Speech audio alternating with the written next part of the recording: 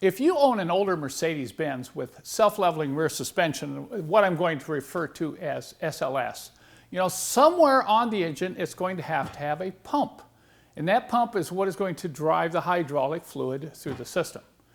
So if you're going to maintain one of these cars with SLS, you should understand a little bit about the pump and what can go wrong with it and how you would have to fix it if you have any kind of a problem.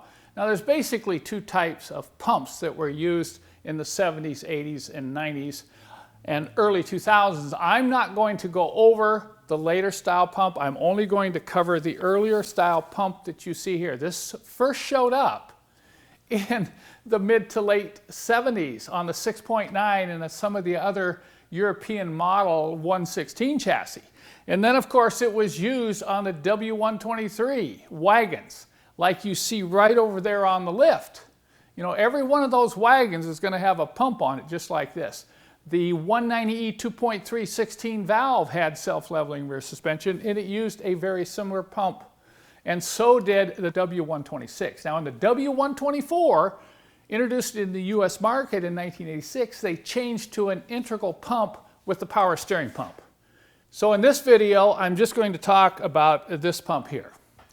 Now the pump is located on that wagon over there, right in the front of the engine. You can see it. It's kind of down below that upper radiator hose. It's a little bit hard to see, but there's a few things you're going to have to be aware of. And I'm going to open one of these pumps up for you. I have two pumps here on the bench. One is rebuildable and one is not. And when I say rebuildable, I'm basically saying resealable, because that is generally the problem you'll have with these pumps. Is the seals and the O-rings inside will harden, they will wear out, you'll have leak problems, and you'll have loss of pressure problems. But sometimes you'll open up one of these pumps and it's not resealable, and I'm going to show you right now why. Let's take a close look at this pump. I've already removed the cover, and you notice I've already started to remove this cam. This cam assembly is what rotates internally inside the pump and moves the little piston valves to create the pumping action. So I can get in behind here and push it out. And this is the first thing you want to inspect, okay? Now watch as I turn this over here. Look at that. Look at the amount of scoring. I can take my fingernail and it's just like, it's like somebody ran over it with 40 grit sandpaper.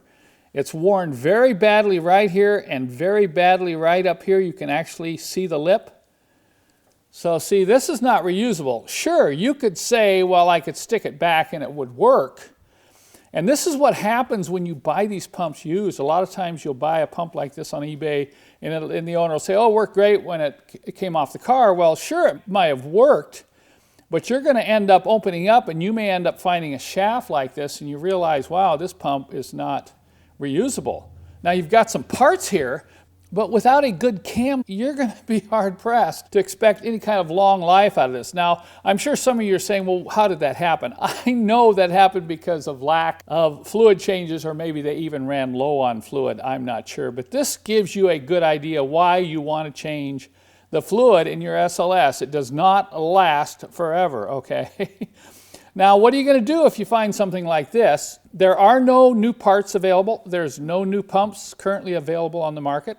So it may mean that you'll have to go out and get another used pump. Now, once again, you got to be really careful who you're buying this from. If you are buying used, make sure you ask the question, have they taken it apart and inspected the bearing surfaces on the cam?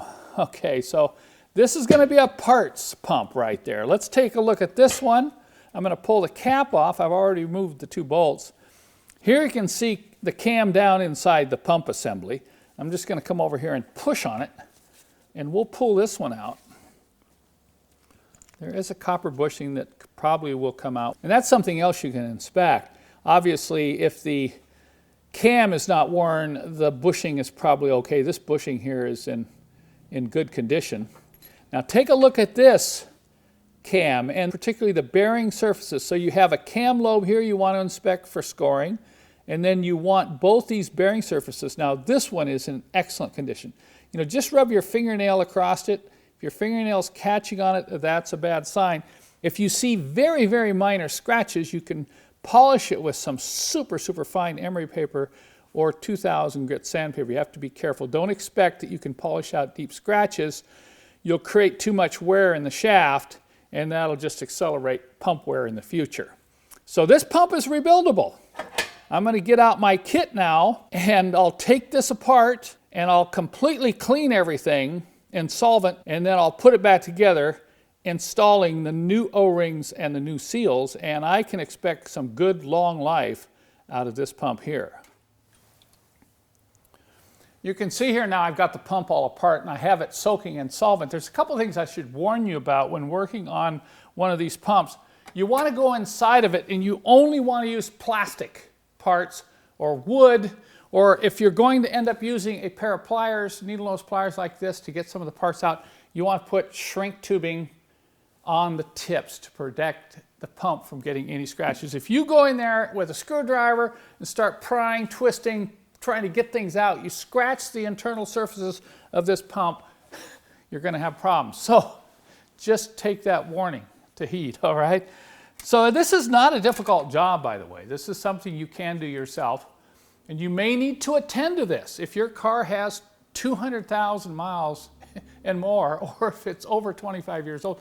I mean, you can't believe how hard these O-rings are inside here. This O-ring is totally flattened, and it's as hard as a rock. And that's what happens with age, okay? It doesn't matter how many miles on the car.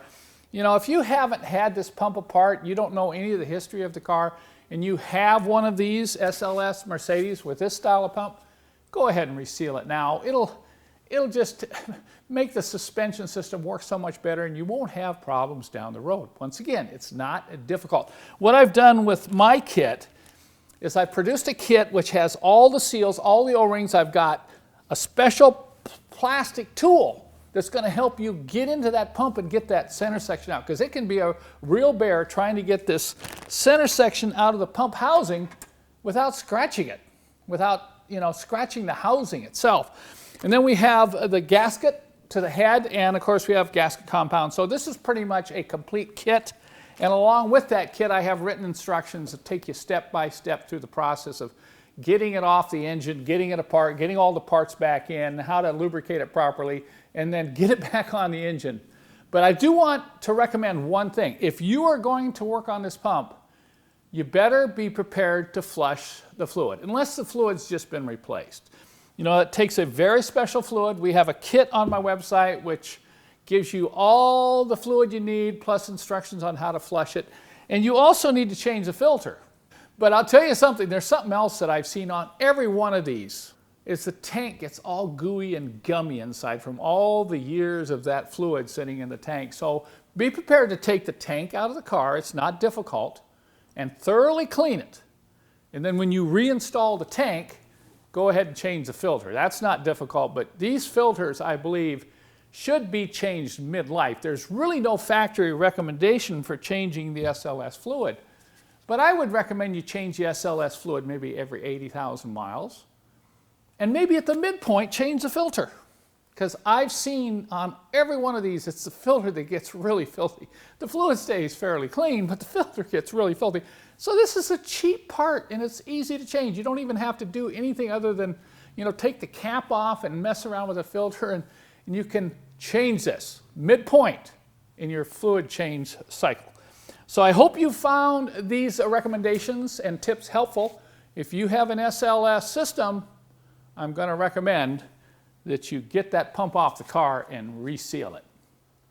Oh, and by the way, if you happen to get your pump apart and find out it's badly worn like this one here, and that the cam doesn't even look reusable, you might want to check my website. From time to time, if I'm able to locate and find these pumps used, I take them apart, I inspect them, and if they're in really good condition, I go ahead and reseal them and offer them on my website. Now, if you follow the link below to one of these pumps and it says sold out, it means I don't have one. By the way, if any of you have extra pumps out there that you're not doing anything with, you know, feel free to contact me. Maybe we can do some swap for some other parts, because I'm always looking for good rebuildable SLS pumps.